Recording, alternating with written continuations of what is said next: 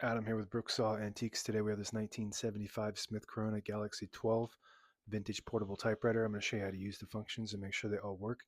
Made in the USA and one of the most popular typewriters of all time.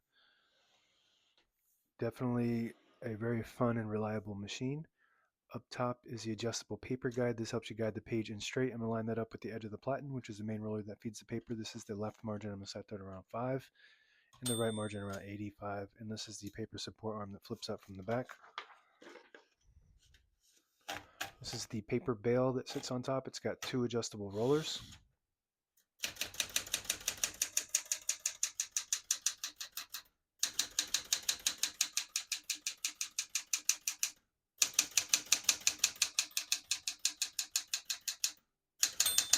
Once you hear the bell, you're near the end of the margin. Hit this line space, gets you back to the beginning, and skips 1, 2, or 3. Right now we have it on single, but if you want double, just flip that switch back. It skips 2. One more, it skips 3. We're going to keep that on single for now and finish typing.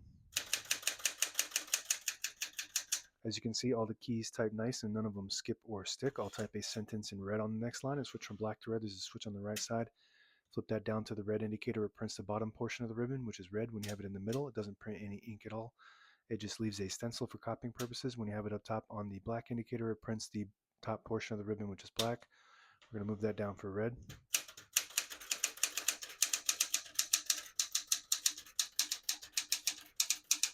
Beautiful. Very fun to type on. It's a go-to workhorse, reliable, elite typeface. Prints 12 characters per inch. Print looks perfect. And it's got a lot of other fun functions. Like this is basically the typical like college student typewriter that was made back in the 70s. It has the Galaxy sort of design, almost like a spaceship, because during that era that was the most popular era for space. And they made a Galaxie 10 as well. The Galaxie 12 just means it's a wider carriage, about a 12-inch type space, I believe, versus 10. Let's measure that out. Platen size here. Oops, it's a little bag. Yeah, it's about 11 and a half to 11 and 3/4, close to 12. They typically measure it from the clearance, but actual type space is pretty close to 12. All right, to pull the page out easy, there's a switch on the right side. Flip that forward, it unlocks the rollers underneath the platen, allowing you to pull the page out easy or load thicker paper like carbon copy or cardstock. Make sure you flip that back before you load the next page or else it won't load correctly. Gonna flip this down for now. Got a shift on each side. Shift lock on the left. To clear that, just hit the shift button again. Backspace on the left side. Very good. Low, medium, and high. Touch control. The higher you go, the more tension there is when you hit the keys. You do have to hit the keys harder for them to print, but they respond faster. The lower go, the less tension. So let's go over these unique functions this has. First thing is it has these changeable keys.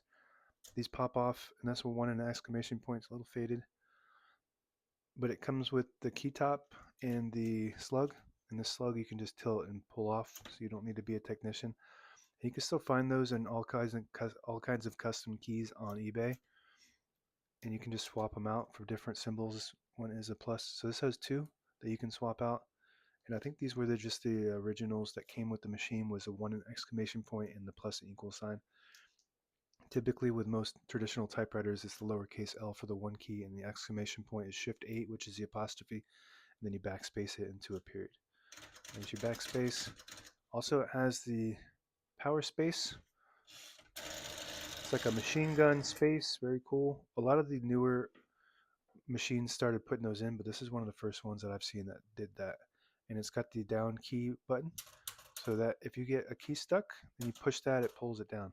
So you don't have to touch it and get ink on your fingers. All right, anything else? We got MR stands for margin release. When you get to the end of the margin, there's a mechanism that blocks you from printing. Hit that margin release button. It does allow you to type past that block all the way to the end. I'm gonna put that color back on black. Let's test these tabs. This is your tab button. Right now I have tabs set on 10 space intervals, so I'm just gonna clear each one of them one at a time. Very user-friendly tab function. So now we don't have any tabs set. Nice tab break, but I always like to set one somewhere in the middle, so that way when you hit the tab button, it doesn't go slamming all the way to the end, causing wear and tear on your typewriter. And if you just want to clear that, clear it like that. Very good. All right, the hood slides forward like this. Very futuristic for that era. like a space shuttle or whatever. All the brand new ribbons loaded on the left side, so it's pulling clockwise to the right. If you want to switch that direction manually, there's a little switch behind the left spool. Flip that back and it'll pull to the left. Flip it up or to the front, it'll pull to the right. And it's got an automatic reverse when you get to the end of the ribbon. On either side, it will pull, if it's threaded correctly, it'll pull on this little ribbon guide with the eyelet, which is a little metal piece at the end, and it'll pull on that and swap the direction back to the side it needs to go to indefinitely until the end of time or until the ribbon goes dry, whichever happens first. This is your carriage lock.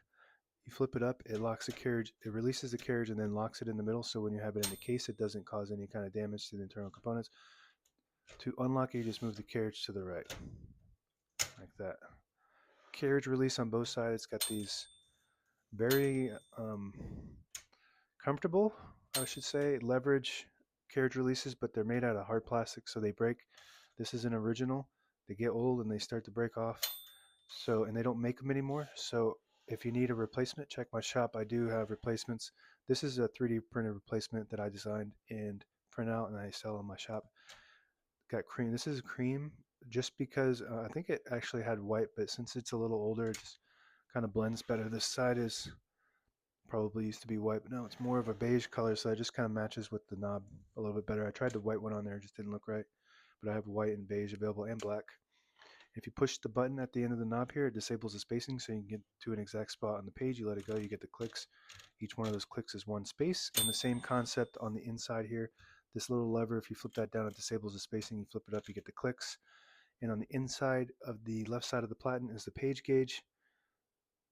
You load the page right there, right below the 11, there's a notch, as you can see there. And as you're feeding the page through, it'll start to warn you when you're getting close to the end of the bottom of the page. That's 2 inches left, 1.5, 1 inch, and that's the end of the page. Now available on eBay or Etsy, search Brooksaw Antiques.